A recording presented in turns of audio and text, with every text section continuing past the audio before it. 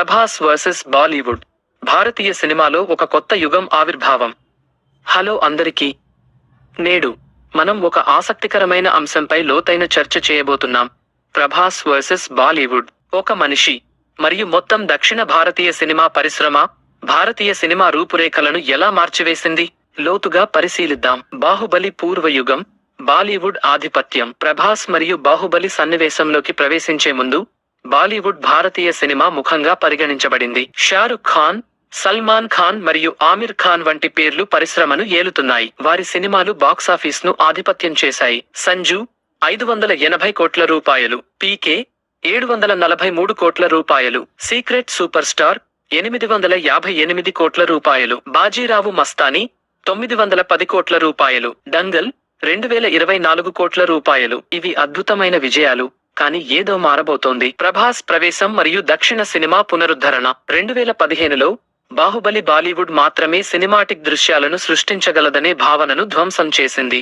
Yes Rajamouli దర్శకత్వంలో మరియు ప్రభాస్ నటించిన ఈ చిత్రం దక్షిణ భారతీయ ఆధిపత్యానికి వేదిక సమకూర్చింది. దాని సీక్వెల్ బాహుబలి 2 ది కన్క్లూషన్ ప్రపంచవ్యాప్తంగా 1810 కోట్ల రూపాయలు గ్రోస్ చేయడం ద్వారా చరిత్ర సృష్టించింది. అప్పటి నుండి ప్రభాస్ చిత్రాలు అలలు సృష్టిస్తూనే ఉన్నాయి. సాహో 430 కోట్ల రూపాయలు, రాధేశ్యామ్ 230 కోట్ల రూపాయలు, ఆదిపురుష్ 400 కోట్ల రూపాయలు, సలార్ అంచనా 700 కోట్ల రూపాయలు, కల్కి 2898 యాడ్ అంచనా 1200 కోట్ల రూపాయలు. ప్రభాస్ ఇప్పుడు కేవలం నటుడు కాదు, అతను ఒక దృగ్విషయం. బాలీవుడ్ భారీగా వసూళ్లు సాధించిందని మనకు తెలుసు మరియు కరణ్ జోహార్, యాష్ చోప్రా ఫిల్మ్స్ వంటి దర్శక నిర్మాతలు అనేక సంవత్సరాలుగా పాలించారు. కాబట్టి ప్రేక్షకులను కోల్పోవడానికి అత్యంత ముఖ్యమైనది వారు నటన నైపుణ్యాలపై కాకుండా అన్నయ్య పాండే, సారా అలీ, జాన్వీ, ఖుషి, శ్రీదేవి కుమార్తెలు వంటి నెపో కిడ్స్ పై నటీనటులను నియమించడం.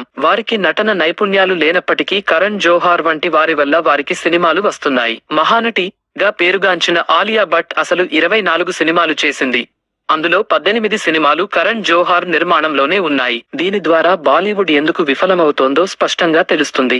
కానీ మరింత ఆసక్తికరమైన విషయానికి ఏమిటంటే ప్రభాస్, అతని విజయం రామ్ చరణ్ మరియు జూనియర్ ఎన్టీఆర్ వంటి ఇతర దక్షిణ భారతీయ నటులు జాతీయ మరియు అంతర్జాతీయ గుర్తింపు పొందడానికి మార్గం సుగమం చేసింది. రామ్ చరణ్ మరియు జూనియర్ ఎన్టీఆర్ నటించిన ఆర్ఆర్ఆర్ సినిమా 1000 కోట్లు కొల్లగొట్టింది. అల్లు అర్జున్ నటించిన పుష్ప 1800 కోట్లకు పైగా ఆదాయం సాధించింది. మహేష్ బాబు రాజమౌళితో త్వరలో రాబోయే సినిమాతో పాటు దక్షిణ సినిమా హనుమం కూడా 300 కోట్లు వసూలు చేసింది. ఇవన్నీ జాతీయ మరియు అంతర్జాతీయ గుర్తింపు పొందాయి. బాలీవుడ్ తన ఆధిపత్యాన్ని తిరిగి పొందాలంటే దక్షిణ నుండి కొన్ని పాఠాలు నేర్చుకోవాలి. స్టార్ పవర్ పై ఆధారపడకుండా కంటెంట్ ఆధారిత చిత్రాలపై దృష్టి పెట్టాలి. నేపథ్యం తీరని ప్రతిభావంతులైన నటులను ఆహ్వానించాలి. అధిక నాణ్యత ఉత్పత్తి మరియు ఆవిష్కరణ కథనంలో పెట్టుబడి పెట్టాలి. భారతీయ సినిమా యొక్క ఒక కొత్త యుగం. ప్రభాస్ బాలీవుడ్ లోకి ప్రవేశించడం భారతీయ సినిమాకు ఒక కొత్త అధ్యాయానికి నాంది పలికింది. నేడు ఇది బాలీవుడ్ వర్సెస్ దక్షిణ భారతీయ సినిమా గురించి కాదు,